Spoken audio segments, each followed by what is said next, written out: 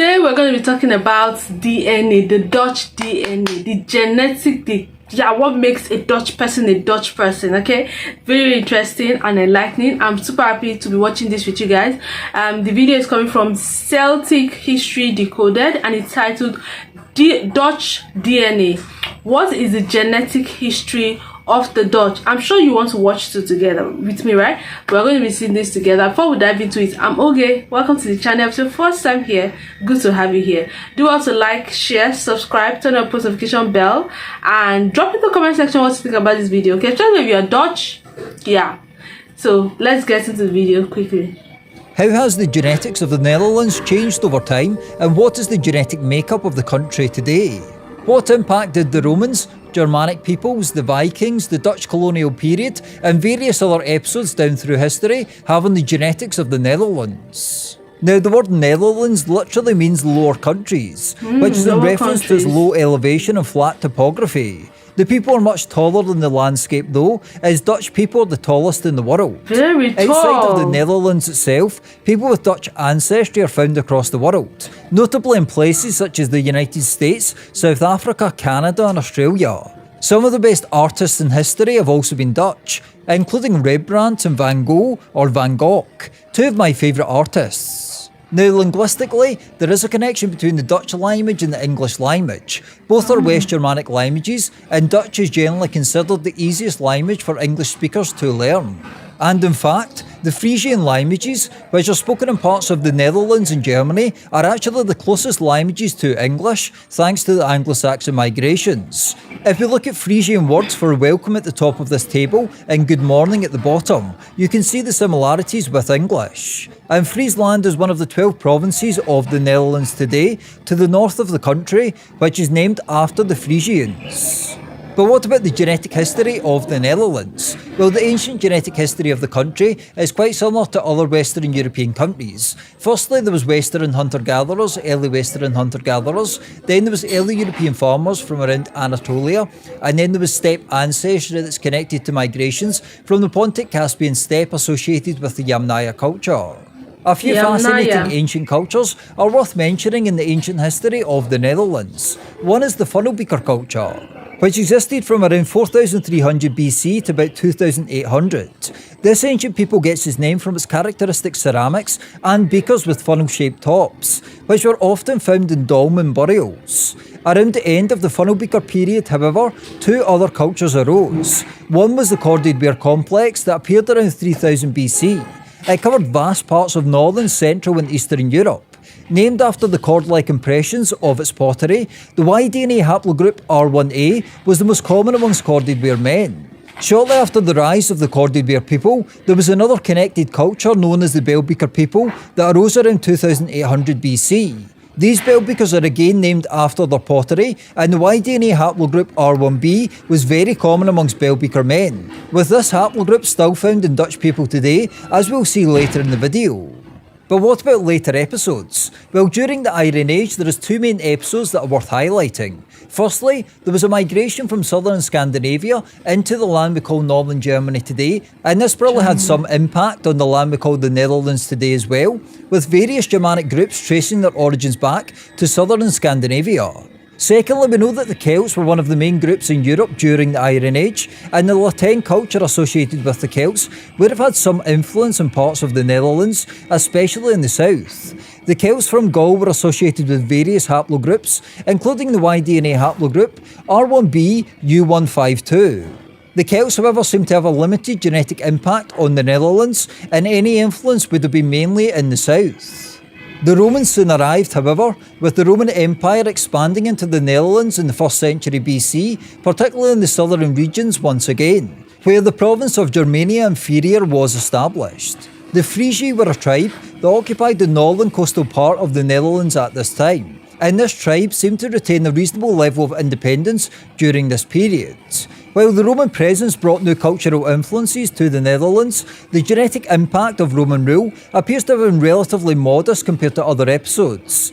Southern parts of the Netherlands may have seen a small increase in ancestry from southern Europe or the Near East during this time. However, the overall genetic contribution of these groups to the Dutch population was limited. The collapse of the Western Roman Empire in the 5th century AD triggered a period known as the Migration Period. This was a period of movement within Europe, and many Germanic peoples came into the Netherlands. During this time, the area where the Frisi tribe lived seemed to be largely deserted for a period, perhaps due to piracy and environmental factors, before people from northwestern Germany and southwestern Denmark moved into this area a little later. They adopted the original name of the land though, becoming the New Frisians. They would go on to form the Frisian Kingdom between 600 and 734 AD, before this was conquered by the Kingdom of the Franks in the 8th century. The Saxons were just to the east as well, and how distinct all these groups were is debated, but we know that the main Y-DNA haplogroup amongst the Franks was R1b-U106. This haplogroup is still pretty common in the Netherlands today, as we'll see later, and it is associated with Germanic peoples in general. But the history of the Netherlands or the Dutch people, we can see how dated back it is.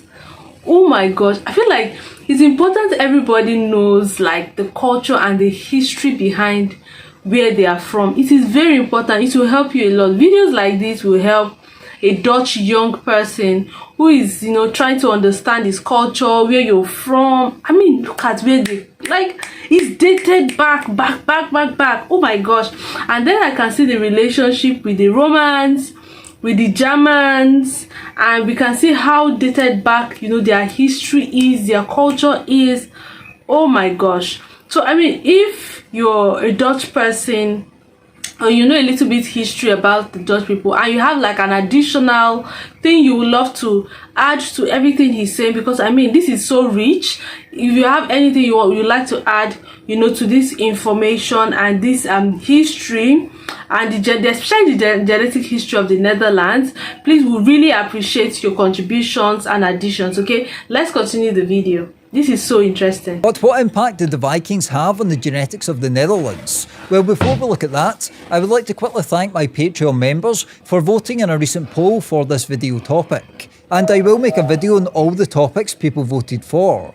If you would like to vote on what video topics I make videos on, please check out my Patreon page. I'll put a link in the description below, or you can go to Celtic History Decoded on Patreon. Thanks for your support, and now on with the video.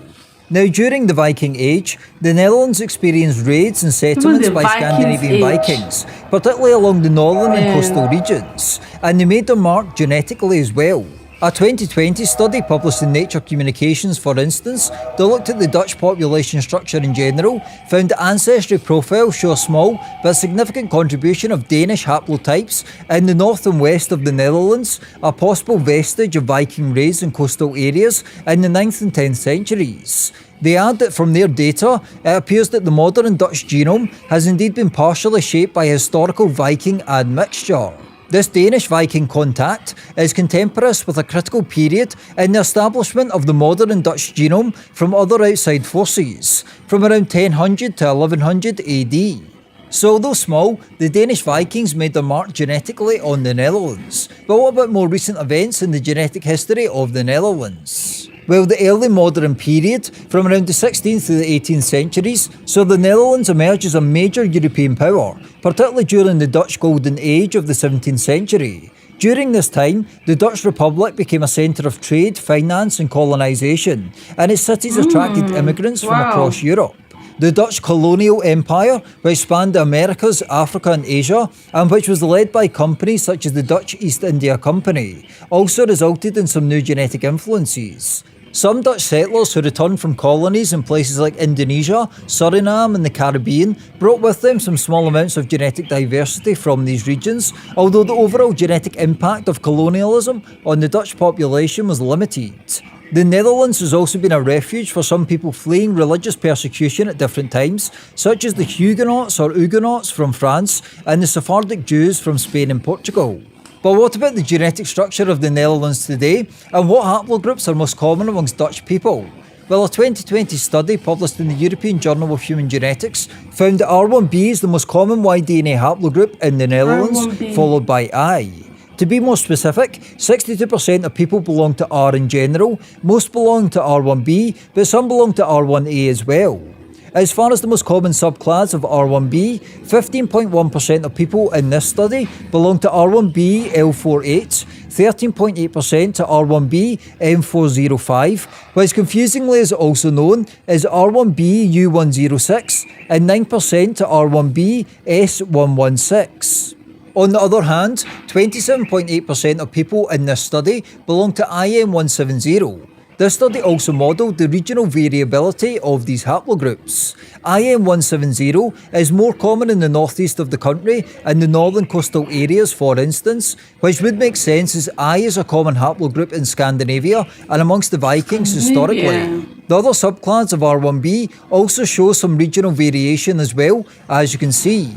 This general pattern is mirrored in other studies as well. This is the Y-DNA breakdown of the Netherlands from Wikipedia, with R1b the most common haplogroup on the Y-DNA side, followed by I1. They also note that R1b U106 is high in regions such as Frisia, at around 42%. On the maternal side, H is the most common mitochondrial haplogroup in the Netherlands, including H1, H3 and H5. Other relatively common mitochondrial haplogroups include subclans of U, such as U5, an ancient mitochondrial haplogroup in Europe. K is also worth mentioning as well on the maternal side, as it's somewhat common amongst Dutch people. As far as the population structure of the Netherlands, a 2013 study published in the European Journal of Human Genetics found that there was 3 major climes: north and south, east and west, and the middle band in the rest of the country. Some have speculated that this north-south divide was driven by the cultural division between the predominantly Catholic south and the Protestant north, yet a 2020 study found that this division is much more historic than this. Although later religious influences could have compounded it, the river systems of the Netherlands probably were the main driver of this split, such as the lower Rhine and Waal rivers, serving as natural barriers, with the south of these rivers perhaps influenced more by the Celts and the Romans, and the north more influenced by Germanic and Scandinavian peoples. Unsurprisingly as well, when looking at the map, the Netherlands has ancestry from its border countries of Germany and Belgium, with this ancestry in general declining the further you move away from these borders. Overall though, the Netherlands has had various genetic influences on it down through history, with steppe ancestry, Germanic influences, and then some Danish ancestry from the Vikings, some notable examples. Like I said earlier, the Dutch language and the English language are quite closely related, but are the Dutch people and the English people closely related as well? Well, to find out, please click here.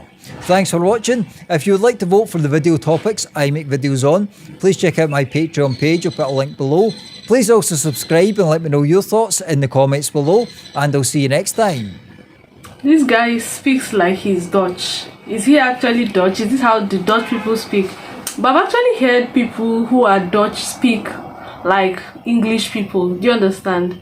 But I mean, the beautiful thing is you have your own accent with, you understand? So he's obviously not English, and you can see, but you can see that even with the fact that he's not English, he still speaks English. He speaks English well, to be honest. I think his English is okay, but I'm just trying to say, is he Dutch? Because he sounds a little bit like he's Dutch.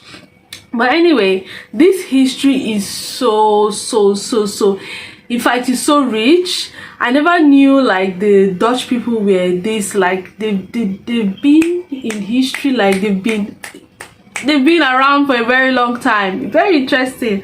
And the relationship they have with even the English people. Oh my gosh, this would be very good for Dutch history students. I feel like it's very important, because I mean, there's one thing for you to, when you know like your culture, where you're from, it is very interesting. It's very inspirational.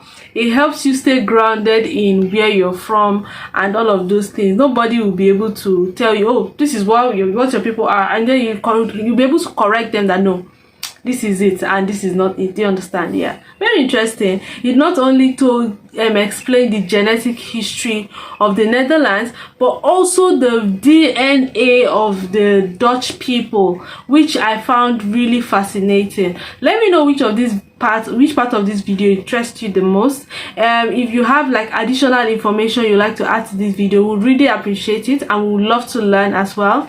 So do well to like this video if you enjoyed it, give it a thumbs up, subscribe if you haven't, share with your friends, and turn on the notification bell. I'll see you in my next video. Bye bye.